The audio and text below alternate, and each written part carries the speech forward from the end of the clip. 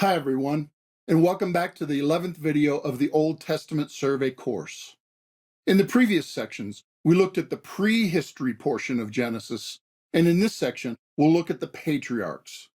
Just like we'll do with all the Old Testament books, we'll look at some background information, the organization of the book, the content of the book, and some theological themes. The Patriarchs epic is described in chapters 12 through 50 of Genesis. Therefore, let's start by reviewing where we left off the prehistory of the earlier chapters of Genesis. Remember the cycle from the prehistory? God's grace, then human sin, then punishment, then God gives grace and hope.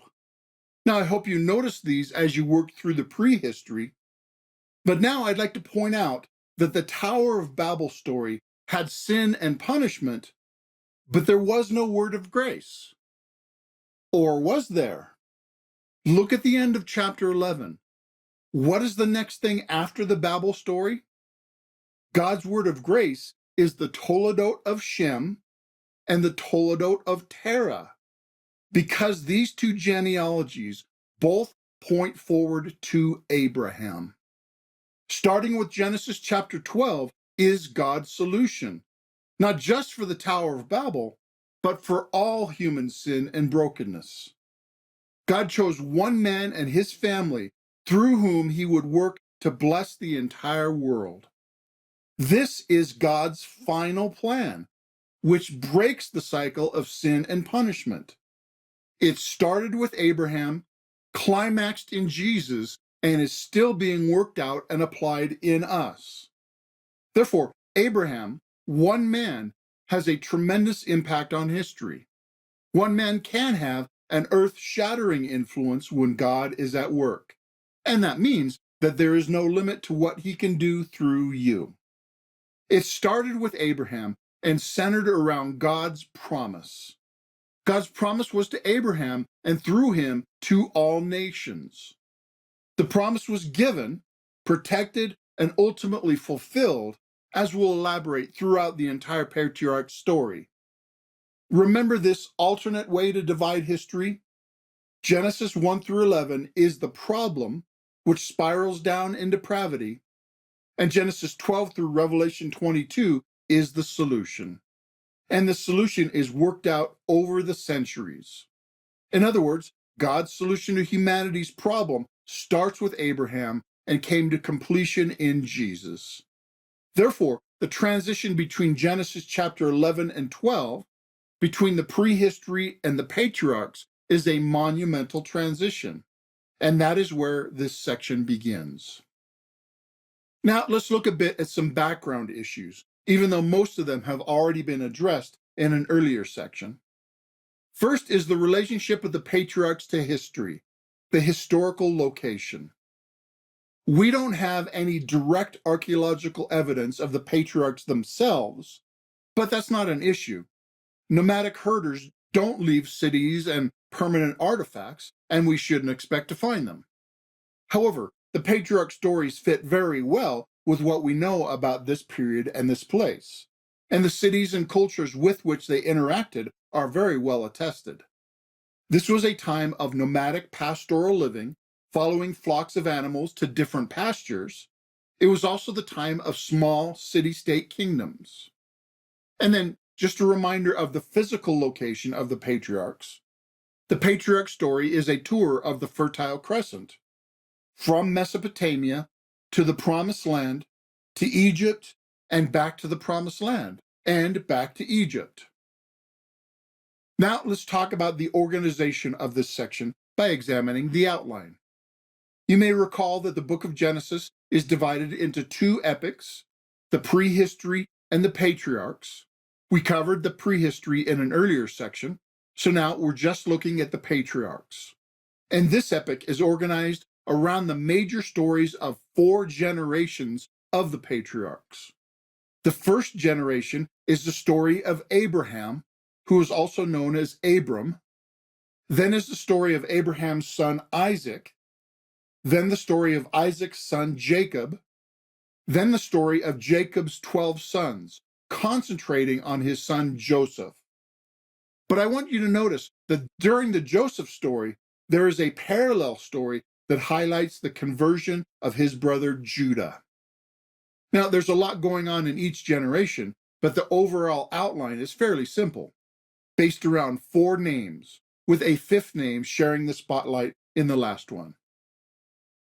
Now, we'll focus most of our attention on the content of the patriarchs. First are some general observations for all the generations. Keep your eye out for a few patterns that we'll see as we work through these chapters. The thread that runs through the entire story is the promise that God made. God made a promise to Abraham that is passed to his descendants.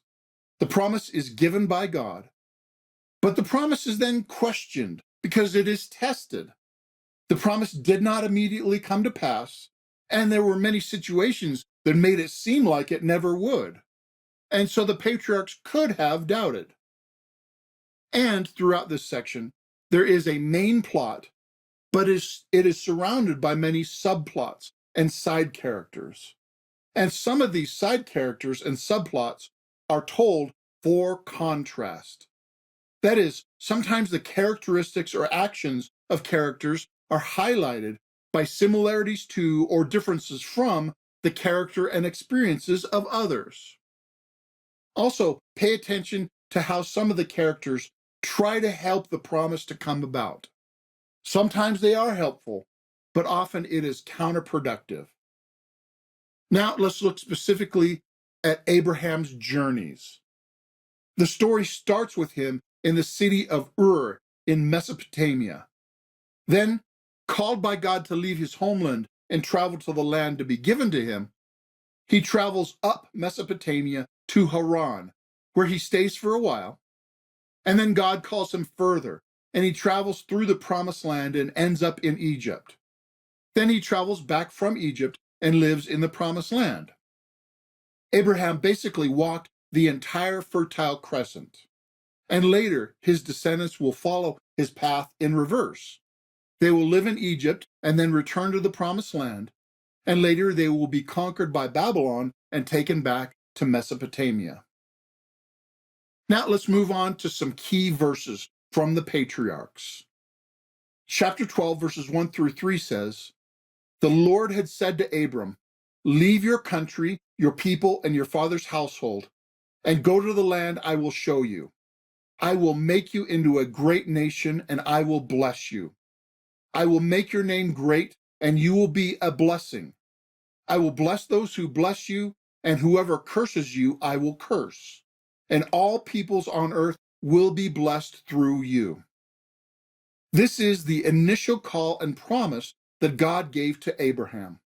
And this promise is the means of God's universal plan to spread his blessing to every nation, eventually fulfilled in Jesus.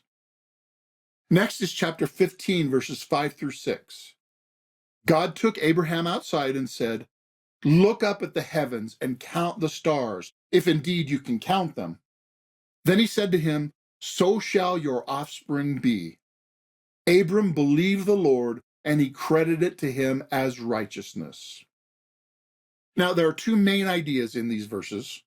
The first is God's promise to make Abraham, who was childless at that time, into a great nation through his numberless descendants. And the Jewish ethnic group is the fulfillment of this promise, as ethnic Jews trace their heritage back to Abraham. And the second idea is Abraham's faith. Abraham trusted God when he made the promise, and this trust was accounted by God as righteousness. And the New Testament, especially Paul, references Abraham's trust as the pattern for those who trust in Jesus and thereby receive righteousness from Christ. The primary requirement God has for his people is for us to trust him and his word. And the last key verse is chapter 50, verse 20, in which Joseph was speaking to his brothers who had sold him into slavery. He said, "You intended to harm me, but God intended it for good, to accomplish what is now being done, the saving of many lives." This highlights that God was always protecting and working out his promise, even when circumstances, and human agents seemed to work against it. God was in complete control of every situation and was actually using them to bring about what he had planned all along. These are a few of the main ideas from the story of the patriarchs. Now let's look in more detail at some of the sections. As I mentioned earlier, it starts at the beginning of chapter 12 with God calling Abraham and giving him tremendous promises. We were introduced to Abram, as he was first known, as the climax of the genealogies in chapter 11. And now he becomes the focus of the story. But why Abram? Why this one man out of all the many people at the time? I don't know. It was God's choice. Not because Abram was righteous, because Abram was a pagan until God called him. But God chose one man for a special mission to bless the world. And God called him and gave him promises of blessing. And it was a promise of scrub, the first beginning of God's rescue operation for humanity. The promise comes in chapter 12, verses 1 through 3, which we've already seen. But let's break down those verses into the specific ideas that God spoke to Abraham. First, God commanded Abram to leave his home and people to travel to a place that God would show him. He did not give him the details at that time, but just said, "Start walking and I'll lead you." Then he said, "I will make you into a great nation." God promised to make a nation out of the descendants of a man who had no children at that time. Then God promised, "I will bless you." God will do good to Abraham in ways that he has not yet defined. He said, "I will make your name great." Contrast this with back in chapter 11, verse 4, where the people of Babel wanted to make their name great by building a tower to heaven. How did that work out? Is their name famous? Do you know the name of any of those people? But have you ever heard of Abraham? Of course, he's a major character of the Bible. What they tried to get by rebellion, they didn't get, but Abraham received it by trusting and obeying God. Then God told Abram, "You will be a blessing." God's promise of blessing was not just for Abram, not for selfish purposes. And the same is true for us. God's blessing for us is not just for us, but they are for the people around us. God blesses us to bless others through us. God said, "I will bless those that bless you, and I will curse those who curse you." God's work through Abram divides humanity. There is no neutral ground.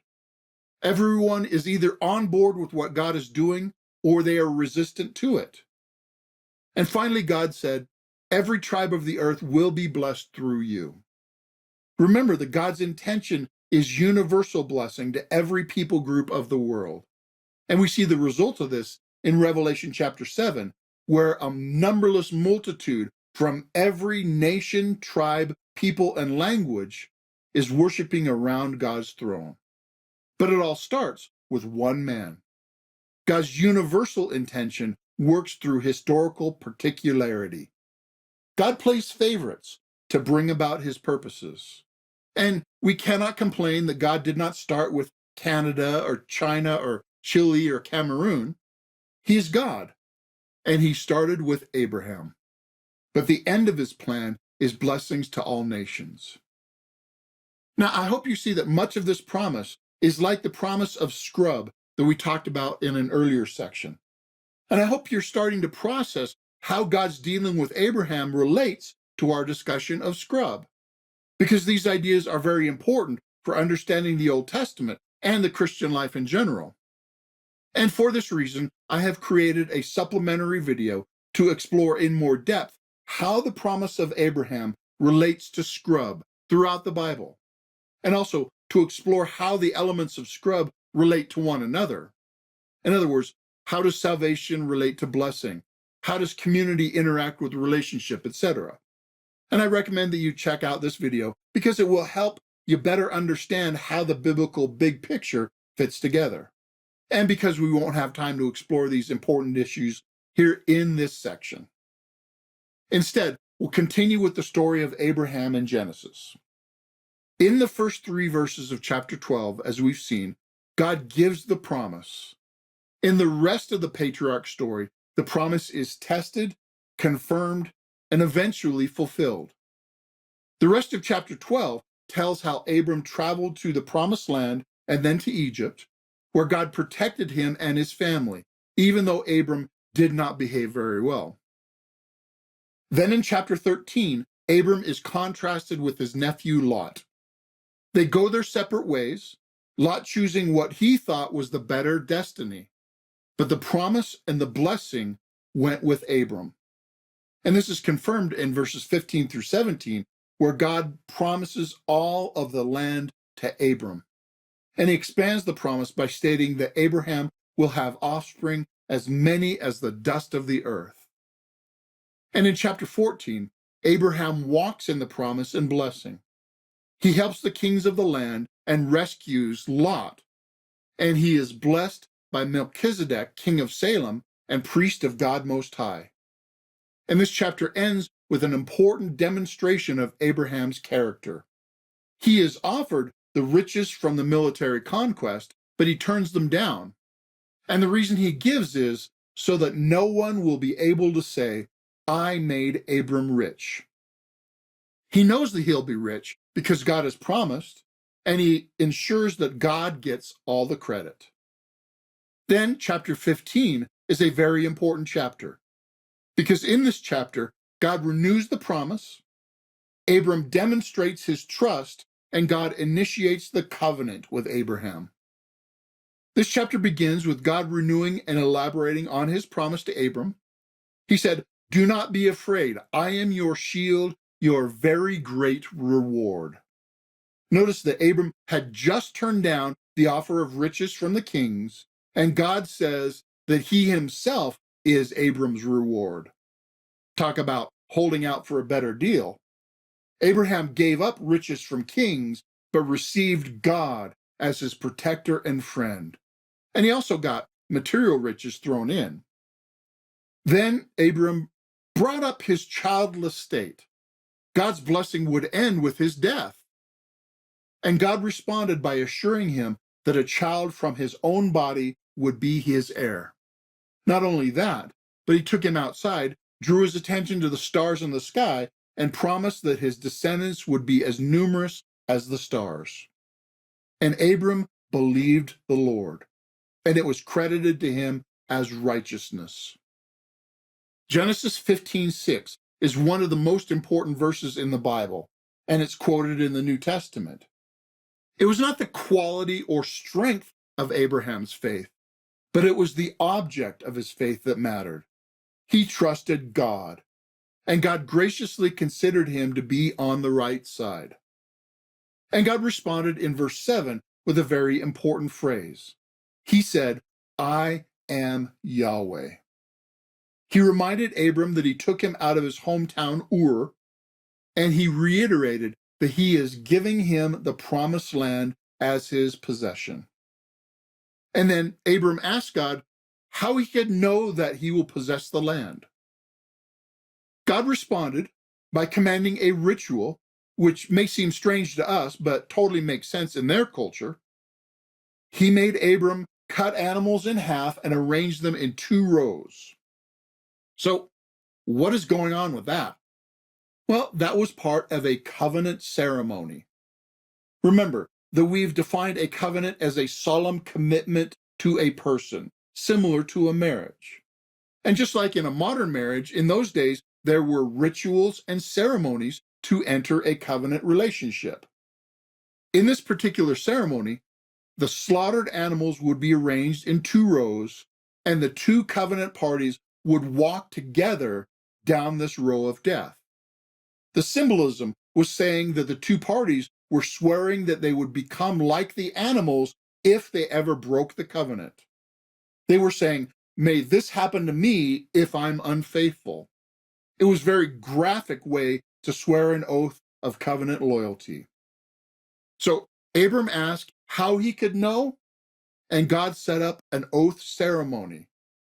God told Abram in detail what would happen to his descendants and reiterated his promise that they would inherit the land.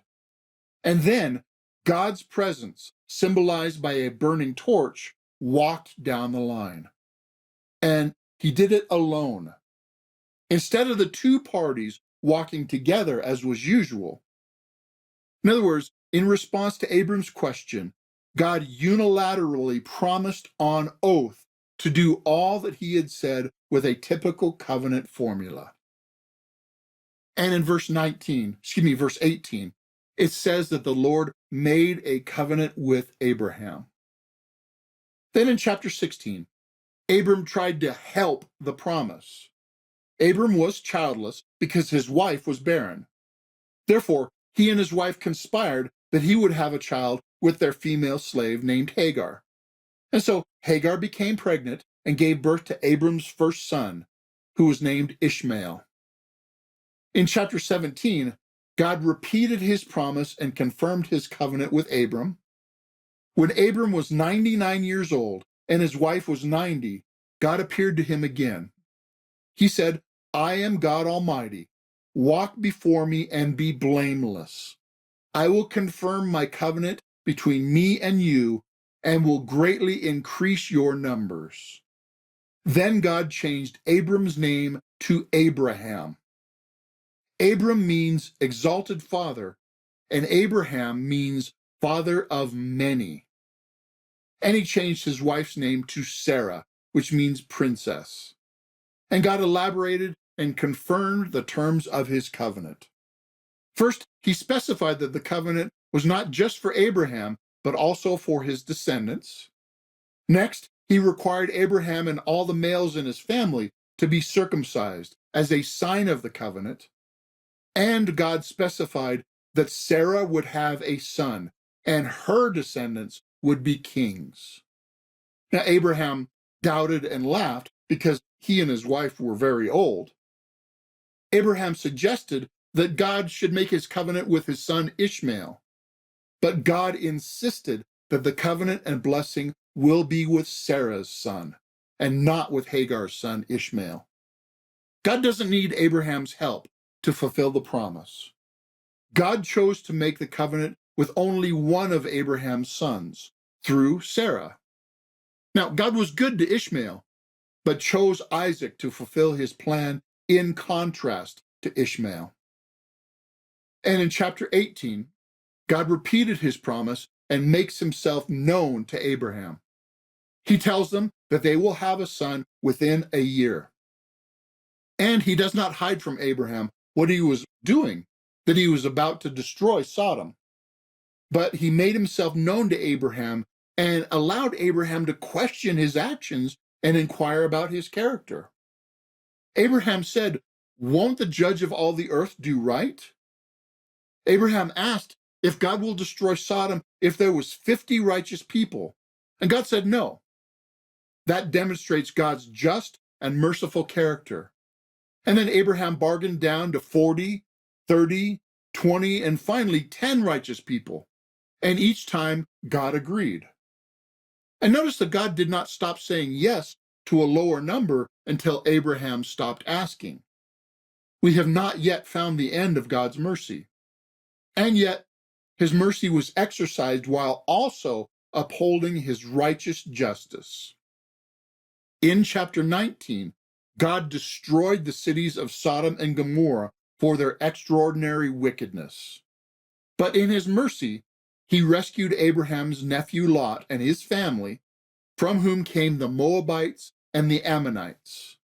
All three of the innocent people were spared, just like Abraham was asking. And these episodes contrast Sodom, Lot, Moab, Ammon as people who are not the focus of God's blessing, promise, and covenant. In chapter 20, Abraham wavered in his faith, and yet God still protected him in the promise. And God even caused him to prosper materially. In chapter 21, the promise is partly fulfilled by the birth of Isaac. And Isaac is contrasted with Ishmael, who is sent away from Abraham's family, because God insisted that the blessing will be fulfilled through Isaac, the child of promise. And Abraham prospers more and more. And then in chapter 22, the promise is tested. There are many parallels in this chapter with the initial promise in chapter 12. In this chapter, God asked Abraham to kill his son Isaac as a sacrifice. And do you see the problem for the story here? If Isaac dies, what happens to the promise and the blessing? Now, don't worry. God knew what he was going to do all along, but he wanted to reveal himself to Abraham through this lesson. And Abraham responded with trust. And the punchline of this story is that God will provide. God is the one who brings about his promises with, without, and even in spite of our help. Any promise we could do on our own is not worth it. God provides the sacrifice in this episode, and he alone is glorified. God's promise comes about by grace, through faith, not because of our works. And in this chapter, God renewed his promise to Abraham and his descendants. And that brings us to the story of Isaac. And Isaac is actually a minor player in Genesis. He's contrasted with Ishmael, who gets a Toledot formula and genealogy later in chapter 25. In chapter 24, Abraham sends to search for a wife for Isaac, and prayer plays a key part in that story as the ideal for finding God's blessing and direction. God leads and provides, and Rebekah marries Isaac to carry on the promise to their descendants. And in chapters 25 and 26, the promise is confirmed to Isaac, and Isaac walks in the ways of Abraham. In chapter 26, verses 23 through 25, the Lord appeared to Isaac and said, I am the God of your father Abraham. Do not be afraid, for I am with you. I will bless you and will increase the number of your descendants for the sake of my servant Abraham. Isaac built an altar there and called on the name of the Lord. There he pitched his tent. Do you hear the echoes of the promise that God gave to Abraham, that they're now being given to his son and the descendants after? And then this section ends with the death of Abraham. Next is the story of Jacob. It starts with the Toledot formula in 25:19, and Jacob is contrasted with his twin brother Esau. The promise is through Jacob, not Esau. This, again, is based on God's choice, not the natural birthright order, because Esau was born first. And it's not because of what they did, because God announced this choice before they were born. And Jacob lacks character. He is a trickster. Jacob tries to get the promise by his own strength and guile. He conned the birthright from his brother in chapter 25, and he stole his father's blessing by guile in chapter 27. And because of his underhanded ways, he ends up fleeing the country from his brother who wants to kill him. Then, just before he crosses the border out of the promised land back to Mesopotamia, Jacob had a dream and received the renewed promise from God. And this is the beginning of Jacob's conversion. God renews his promise to Jacob. Starting in Genesis 28:13, it says, There above the ladder to heaven stood the Lord, and he said, I am Yahweh, the God of your father Abraham and the God of Isaac. I will give you and your descendants the land on which you are lying. Your descendants will be like the dust of the earth, and you will spread out to the west and to the east, to the north and to the south. All peoples on earth will be blessed through you and your offspring. I am with you and will watch over you wherever you go, and I will bring you back to this land. I will not leave you until I've done what I've promised you. Again, do you hear the echoes of the same promise that God gave to Abraham in the promise to his grandson Jacob? Then once in Mesopotamia, Jacob meets Abraham's relative Laban and Laban's daughters Rachel and Leah. Jacob loves Rachel and works 7 years for her. But the trickster is tricked, He gets deceived in the same way he deceived and ends up with Leah, the ugly sister, instead of Rachel. And so he works another 7 years for Rachel. And Jacob eventually had 12 sons, a large family. His 12 sons will father what will later be the 12 tribes of the nation of Israel from their respective descendants. The promise is being fulfilled. Not yet as many as the stars of the sky, but 12 sons is a good start. And Jacob starts to prosper materially, helping the promise, and yet God still blesses him. Then after 2 decades, Jacob returns back to the promised land. And God protects the promise by protecting Jacob from Laban, who wants to harm him. And on the border of the promised land, Jacob wrestled with God and is brought to the end of his own resources and finally submits to God. And here's where God changed Jacob's name to Israel. And this seems to be the point of Jacob's conversion. Then he meets with his brother Esau, who had wanted to kill him, and they have an uneasy reconciliation. But at the end of the meeting, Jacob lies to Esau and goes his own way. The deceiver is still deceiving. So we're left with a bit of a question on Jacob. Has he really converted? And his sons are mixed character, not always virtuous. And then this section ends with a toledot and genealogy of Esau by way of contrast with Jacob. Jacob is far from perfect, but he's walking in God's promise and blessing because God is perfect. Then finally is the story of Joseph, one of Jacob's 12 sons. And remember that intertwined with the Joseph story, there is the subplot of Judah's conversion.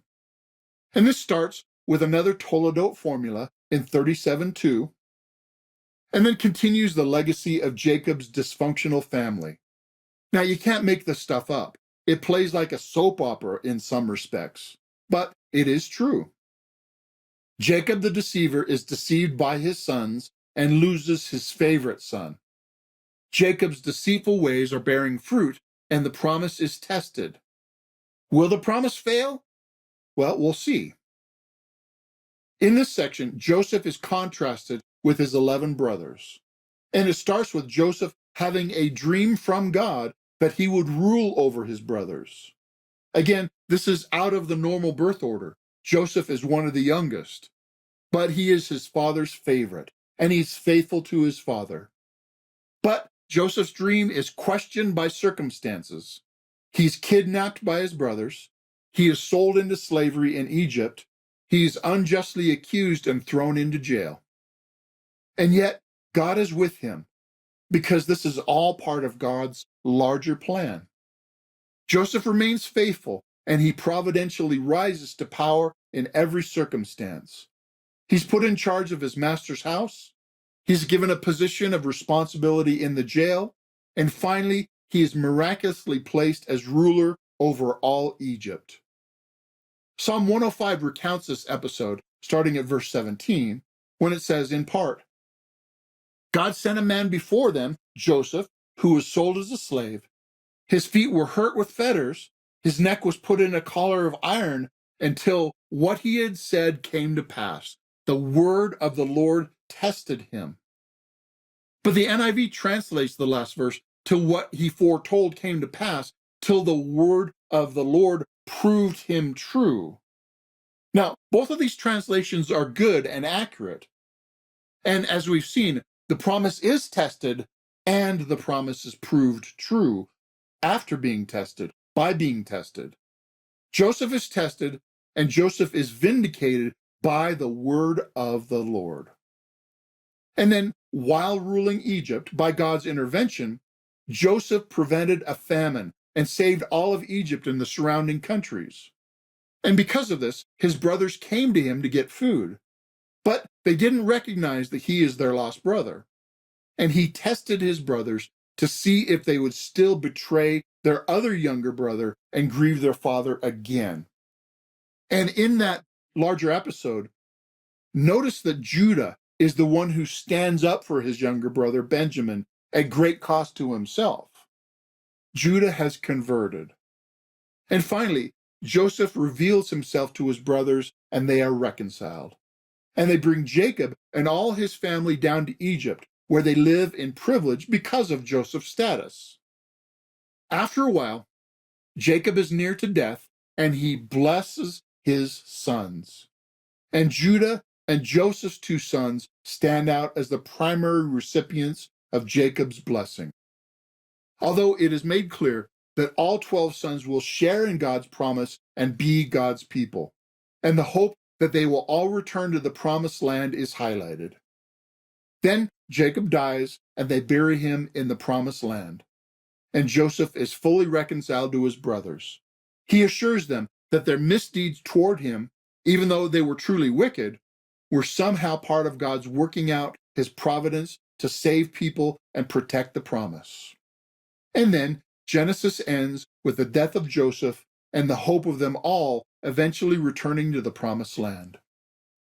Now, there's a lot that happened in the Patriarch epic, and we had to skip a lot of stuff, but God has protected his promise and his people, and they are a growing family dwelling in Egypt, which sets the scene for the Exodus in the next Old Testament book. So now, let's look at a few theological themes that we've seen in this section. The first is the promise. The promise is graciously given by God to Abraham and his descendants. But the promise is tested. It's not easy or automatic, and sometimes it looks like it will fail, yet it never does. And the promise is fulfilled gradually. At the end of Genesis, some parts of the promise are fulfilled. Abraham has a son who grows into a large family, but some parts are not yet fulfilled. They are not yet a great nation, and they do not yet possess the promised land. And the promise is fulfilled sometimes with Abraham's help, sometimes without, and sometimes in spite of his attempts to bring along the promise. Then the second theme is election. God chose some to be the focus and recipients of his promise.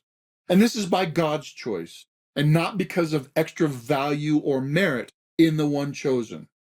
And they were chosen for blessing and to be a blessing to others through them. They were chosen for God's purposes, not for selfish benefit. And then the final theme is covenant. As we've seen, a covenant is a solemn commitment to a person, and in the patriarch story, the covenant is always initiated and secured by God himself. The covenant with Abraham is unilateral blessing from God. But the covenant requires holiness and obedience from God's people. These are the major theological themes of the patriarch section of Genesis. And so now, let's review the 4 sections of the Genesis patriarchs, which correspond to the 4 generations of the patriarchs.